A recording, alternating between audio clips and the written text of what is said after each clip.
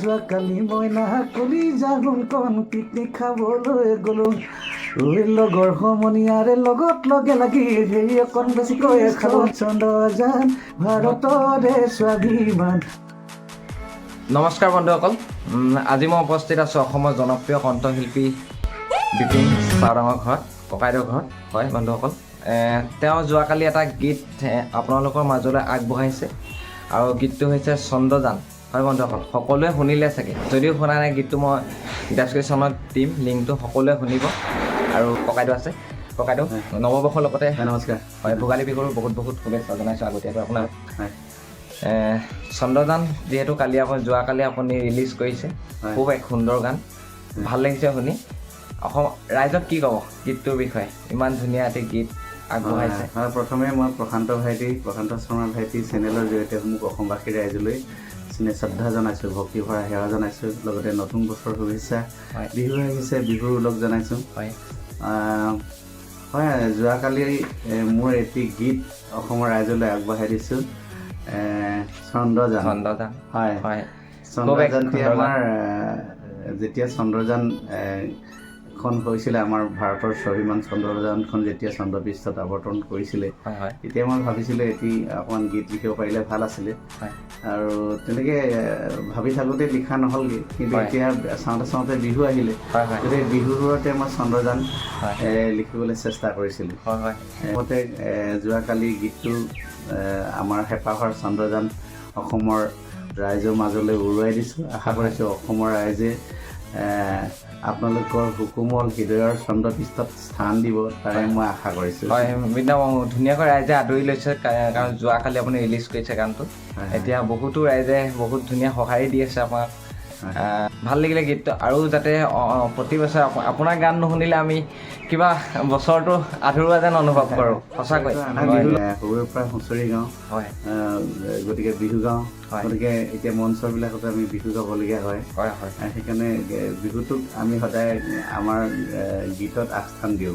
বিভিন্ন মই আপোনাক কথা সোধোঁ, যিহেতু আজিৰ দিনত ধৰক বহুতে কিছুমান অগৰম মানে কোনো অৰ্থ নথকা গীত গাই নিজক পপুলাৰিটি বিচাৰিবলৈ গীত ৰাইজৰ আগত উলিয়াই দিয়ে। সেই গীতবোৰ কোনো ধৰণৰ অৰ্থই নথকা গান, ধৰক আৰম্ভ কৰে, পিছৰ চোৱা কোনো মানে ধৰক কোনো অৰ্থ নাথাকে। তেওঁলোকৰ ধাৰাবিলাক প্ৰত্যেকৰে বেলেগ বেলেগ। হয় হয়, মোৰ ধাৰাটো মই বেলেগ, হয়, আপোনাৰ বেলেগ। মোৰ বিপ্লৱী সপ্তাহটো মই বেছি ভাল পাওঁ, বা লোকসংগীতৰ ওপৰত মই বেছি চেষ্টা কৰোঁ লিখিবৰ বাবে। যদিও লিখিবলৈ চেষ্টা কৰিছোঁ, সিমান লিখিব পৰা হোৱা নাই আজিলৈকে, চেষ্টা চলাইহে আছোঁ। সেয়াই আৰু মোৰ ধাৰাটো সেইটো, আৰু বেলেগ এজনে চাগে বেলেগ এটা ধাৰা সৃষ্টি কৰিবলৈ চায় আৰু সেইমতে আগবাঢ়ি যায়। কাৰোবাৰ লিখোঁতে কেতিয়াবা হয়তো অলপ ভুলো হ'ব পাৰে, এটা সময়ত ঠিক হৈ যায়। এইটো বেয়া সমালোচনা কৰিব নালাগে আচলতে। তেখেতলোকো আগবাঢ়ি তেনেকৈ দেখোন গৈ আছে নিজৰ নিজৰ ধাৰাৰ তেনেকৈ অসমৰ সংগীত জগতখন চহী কৰিছে। ঠিকে, সকলোৱে চেষ্টা কৰক, প্ৰচেষ্টা হাতত লওক, ভাল হ'ব এদিন নিশ্চয় সকলোৱে। চন্দ্ৰযান অকণমান গীতটি গাই দিব নেকি ককাইদেউ? চন্দ্ৰপৃষ্ঠত চন্দ্ৰযান ভাৰতৰে স্বাভিমান, তুমি মোৰে জীৱনৰ হৈ যান, মৰমৰে মই নাজান, বাঁহৰ কাঠি ডিঙৰা, দাড়ি দীঘল শিঙৰা, তুমি মোৰে হৃদয়ৰ হৈ যান, কলিজাৰে টুকুৰা, তোমালৈ কৰি আছোঁ আশা, হৈ যান, পাতিমে বুলি বহুতো কথা। ধন্যবাদ। আপোনাৰ গীত আৰু এটা আহিব, কিবা গীতটোৰ নাম দিয়া নাই। হয় হয়, নামটো দিয়া নাই, কিন্তু গীতটো মানে আমাৰ লেঙেৰী ল'ৰা এজনে লিখিছিলে, তেওঁ নতুন গীতিকাৰ হয়, অপূৰ্ব বেজবৰুৱা। তেওঁ অকণ বুলি মাতে লেঙেৰীত। তেওঁহে ক'লে মোক, বিপিনদা মোৰ গীত এটা আছিলে, এনেকৈ ধৰণে কৰিম। তাৰপিছত ময়ো অলপ সজাই গীতটি অকণমান এনেকুৱা ধৰণৰ।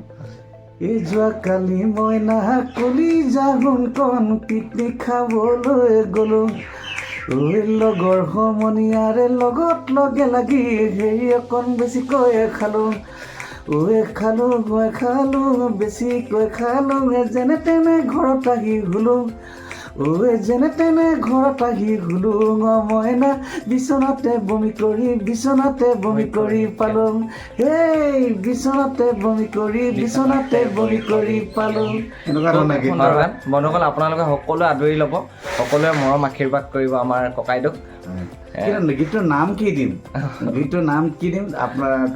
তোমাৰ চেনেলত অসমৰ ৰাইজে যদি কমেণ্ট কৰে গীতটোৰ নাম এইটো দিব লাগে হয় বন্ধুসকল আপোনালোকে কমেণ্ট কৰিব গীতটোৰ নাম